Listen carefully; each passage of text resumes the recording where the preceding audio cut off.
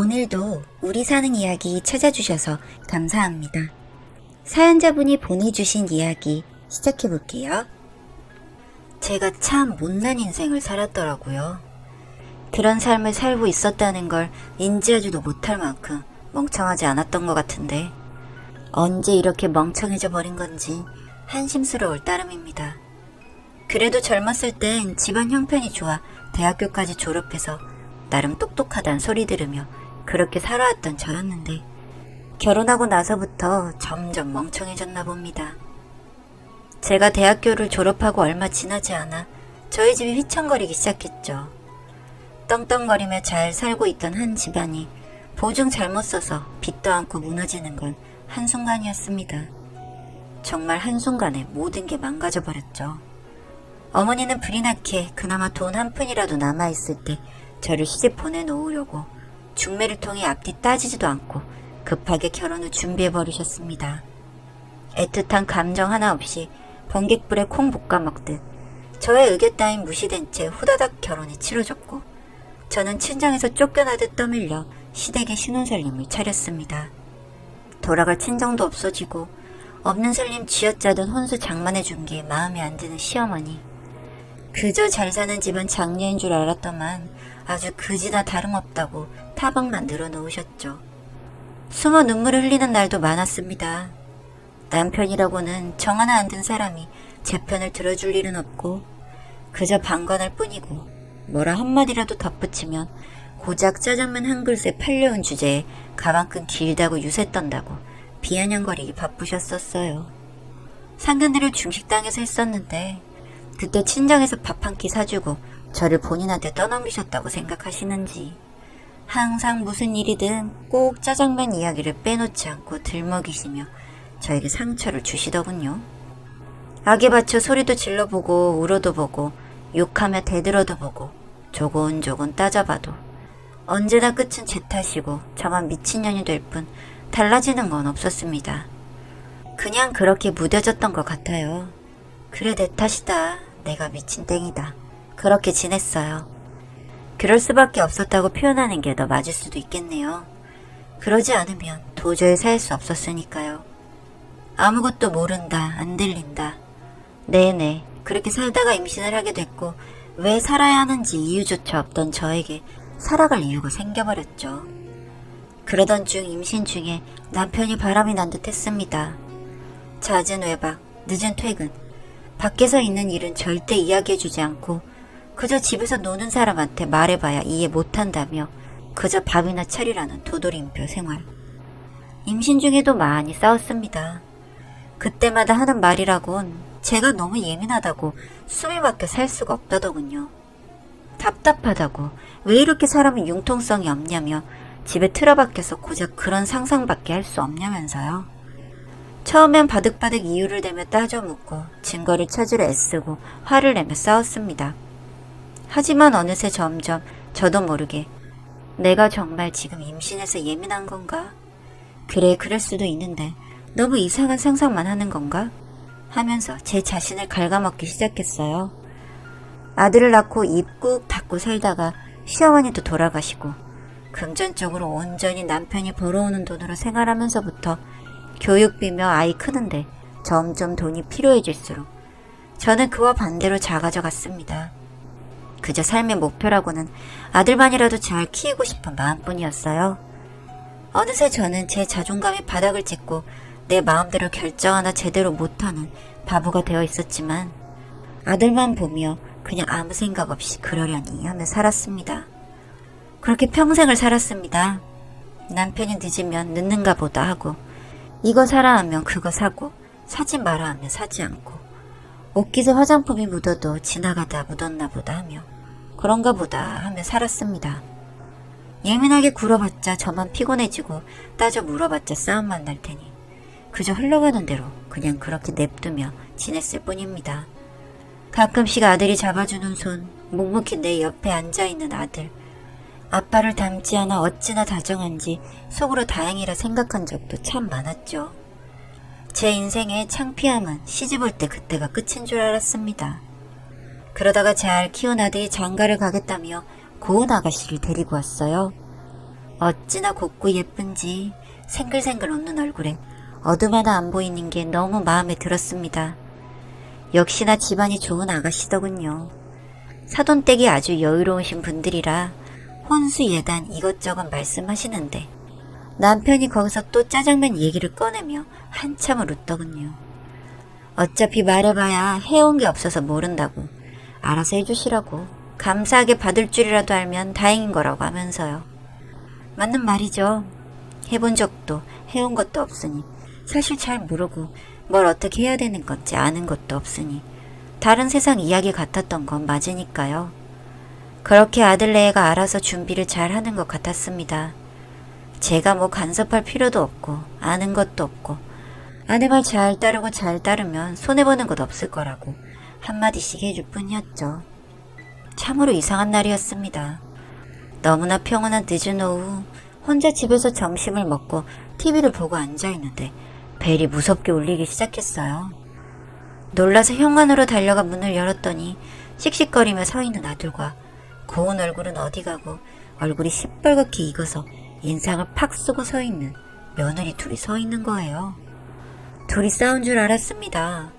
저는 너무 놀라서 무슨 일이냐며 집으로 들어오라 했습니다.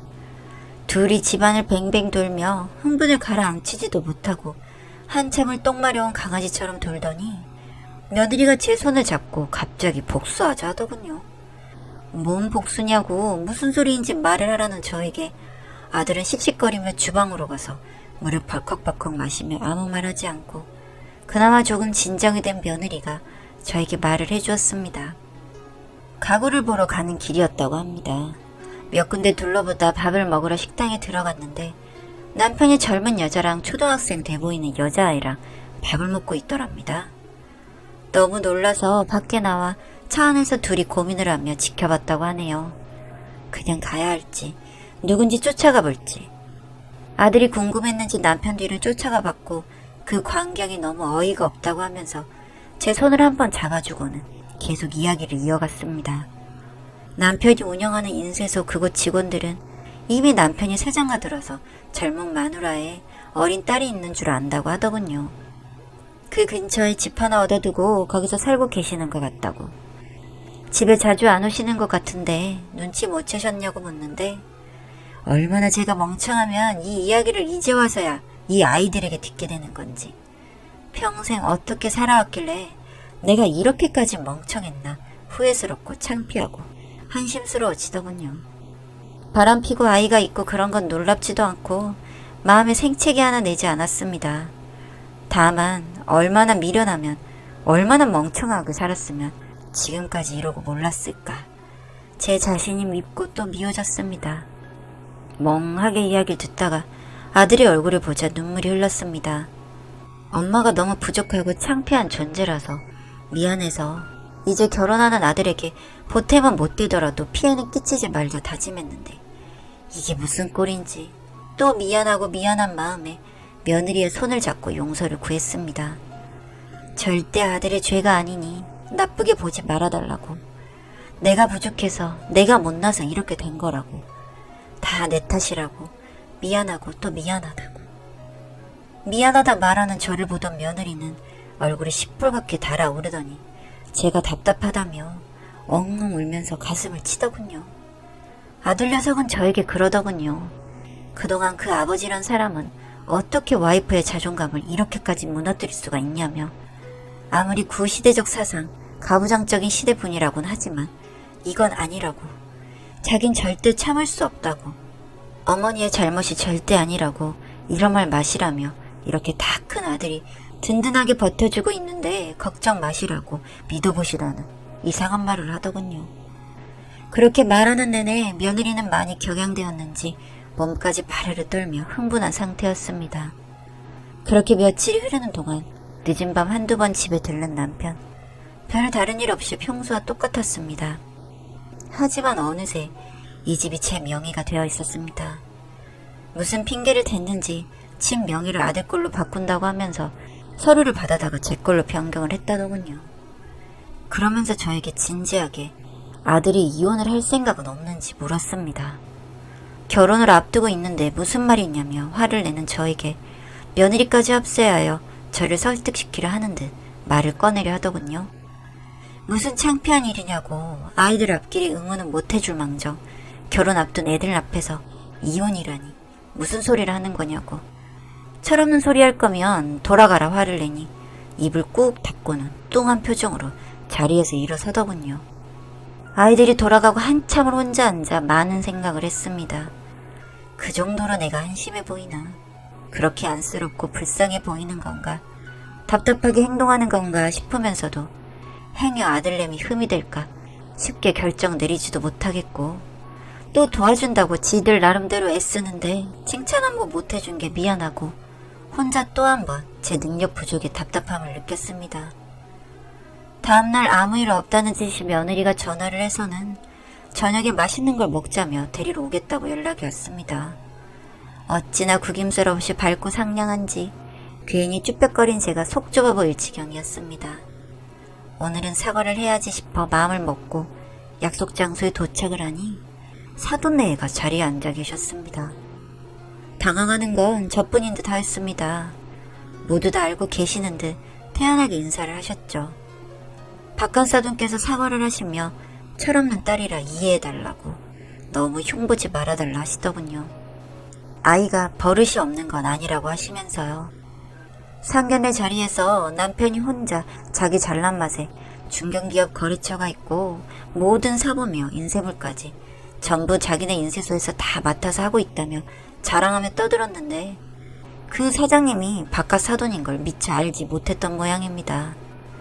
직원들의 오고 가는 뒷말들로 이미 모든 뒷사정까지 다 알고 계셨지만 모르는 척 하신 거라는 그 말에 어찌나 창피하고 부끄러운지. 다 아시면서 어째서 반대하지 않으셨냐 물으니 반대 안 한 건 아니시라 솔직하게 말씀하시더군요. 아무 말 안 하고 계시던 안사돈께서 어찌 그 긴 세월을 외롭게 버티셨냐고 하시는데 참 마음이 먹먹해지면서 위로가 되었습니다. 그렇게 그날 긴 시간 동안 사돈지간이 아닌 동년배로 같은 시대를 살아온 사람들, 친구의 마음으로 한참을 이야기하고 또 이야기를 했습니다. 아이들과 사돈의 배려로 결혼은 조금 미뤄졌고 저의 이혼 소송 준비가 시작되었습니다. 남편은 아주 노발대발 노망났냐며 다시 또 병이 재발했다고 잠잠해진 줄 알았더니 또 시작이라고 다 늙어서 미친 거 아니냐면 난리를 쳤지만 저는 어제와 달랐습니다. 늙어서 정신 차린 거죠. 다 늙어서 이제서야 다시 제정신을 차린 거죠.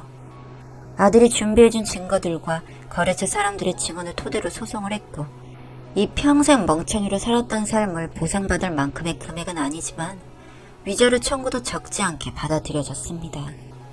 어느새 손가락 마디마디는 굵어지고 눈가에는 주름이 셀 수 없이 생기고 무릎은 예전처럼 생생하진 않지만 다시 결혼 전 중식당에 들어서기 전에 자존감 있는 똑똑한 젊은 날의 나로 돌아간 듯 했습니다. 아들은 아버지 없는 결혼식을 진행하게 되었죠.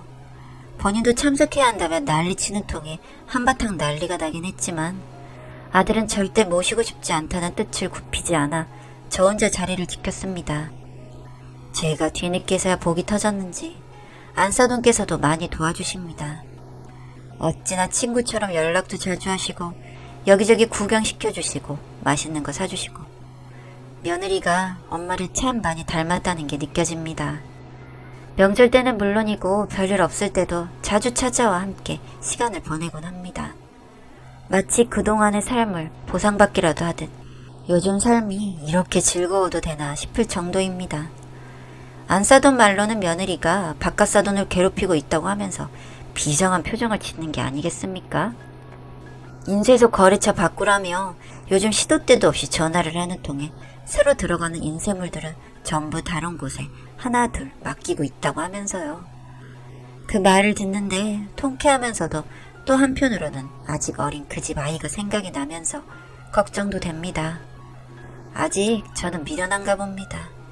아니 이제 너무 행복하고 즐거워서 남들까지 생각할 만큼 여유가 생겼나 봅니다.